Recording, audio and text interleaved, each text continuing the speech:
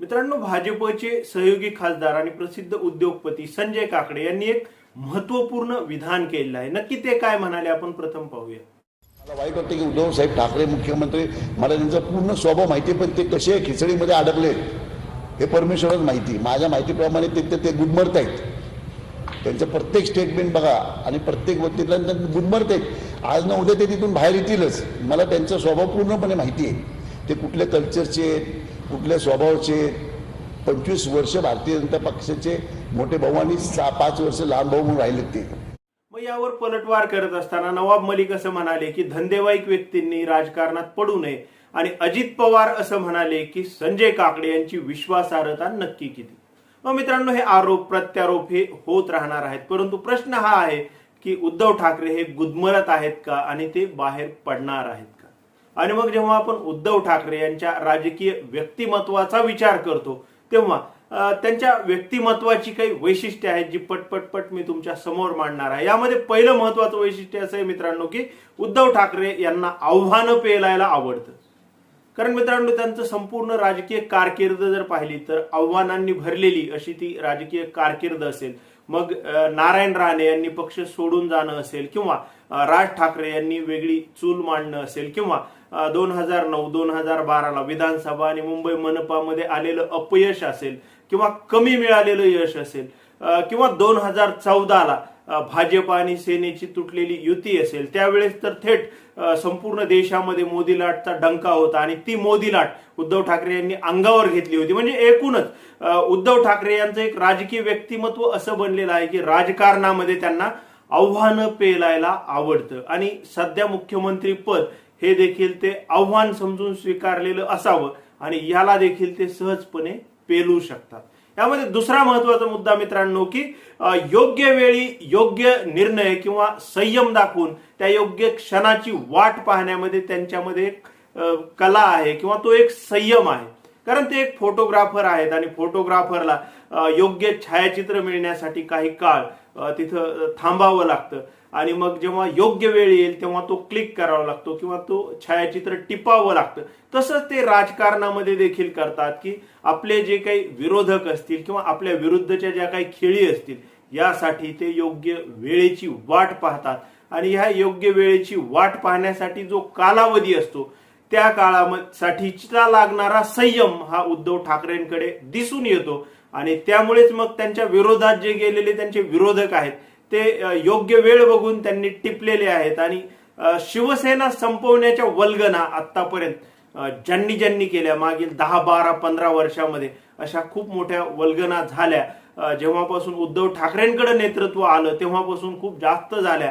प्रत्येकाला असं वाटलं की आता शिवसेना संपणारच आहे, परंतु उद्धव ठाकरे यांनी त्या संयमाने शिवसेनेला तर पुढे घेऊन गेलेत, परंतु त्या सोबतच त्या विरोधकांच्या त्या वाक्यांमधली हवा काढणे किंवा त्यांची ताकद देखील कमी केल्याचं दिसून आलेलं आहे. म्हणजे त्यांच्यामध्ये तो गुण आहे, तो संयम आहे की योग्य वेळी राजकीय विरोधकांना टिपणे, आणि मग त्यासाठी ते वाट पाहत असतात.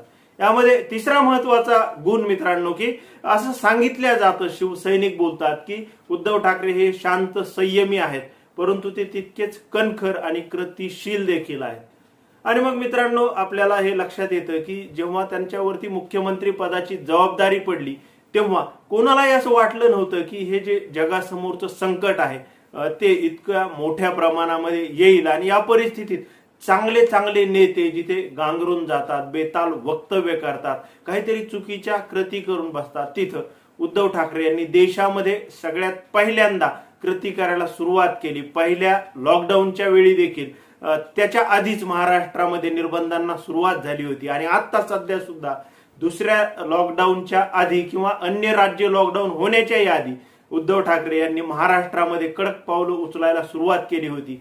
आणि यासाठी जनतेचा आधार किंवा त्यांचा प्रतिसाद मिळवायला देखील सुरुवात केली होती. म्हणजे ते शांत आहेत, संयमी आहेत, परंतु कणखर देखील आहेत आणि कृतिशील देखील आहेत की नवीन गोष्टी शिकणे, स्वीकारणे आणि त्याचा अंमल करणे किंवा अंमलबजावणी करणे या सर्व गोष्टी ते करत राहतात. आणि हे जे संकट आहे या संकटाचा चांगल्या पद्धतीने मुकाबला करत असताना ते सध्या दिसत आहेत. यामध्ये चौथा शेवटचा महत्वाचा मुद्दा असा मित्रांनो की ठाकरे हे जे बनलेले आहेत उद्धव ठाकरे मुख्यमंत्री, तर ते व्यक्तिगत जरी मुख्यमंत्री बनलेले असले तरी त्यांच्या पाठीमागं ठाकरे हे आडनाव आहे आणि देशामध्ये ठाकरे नावाला खूप मोठी किंमत आहे.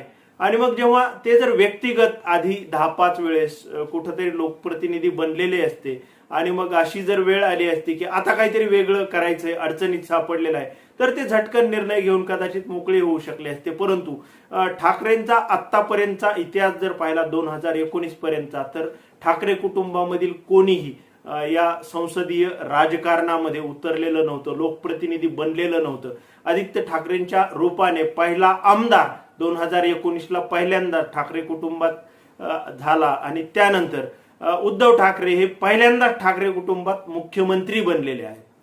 आणि मग हे त्यांचं व्यक्तिगत नसून त्यांच्या पाठीमागे ठाकरे आडनाव आहे. आणि मग आता जर त्यांच्यावरती मुख्यमंत्री पदाची जबाबदारी आलेली आहे, ठाकरे कुटुंब पहिल्यांदाच या संसदीय राजकारणामध्ये आलेलं आहे, लोकप्रतिनिधी बनलेला आहे, तर ते यशस्वीपणे कसं पेलून नेता येईल यासाठी ते निश्चितपणे प्रयत्न करतील. यासाठी ते त्यांचा कार्यकाळ पूर्ण करण्याचा प्रयत्न करतील. यासाठी तो कार्यकाळ फक्त पूर्ण करणार नाही तर चांगल्या पद्धतीने जनतेची जास्तीत जास्त कामं करून पूर्ण करतील आणि लोकप्रिय बनण्याचा प्रयत्न करतील असं मला वाटतं. कारण त्यांच्या पाठीमागे ठाकरे आडनाव आहे. कारण हे जे काही घडल, जे काही त्यांचं कार्य असेल, ते फक्त त्यांच्या एकट्यापुरतं मर्यादित नसून जर चांगलं केलं तरी ते ठाकरेंचं नाव मोठं होणार. जे काही ठाकरे नावाचा ब्रँड संपूर्ण देशभर चालतो त्याच्याशी संबंधित असल्यामुळे चांगलं जरी केलं तरी ते ठाकरे नावाशी जोडल्या जाणार आहे. आणि काही वाईट घडलं त्यांच्या हातून तरी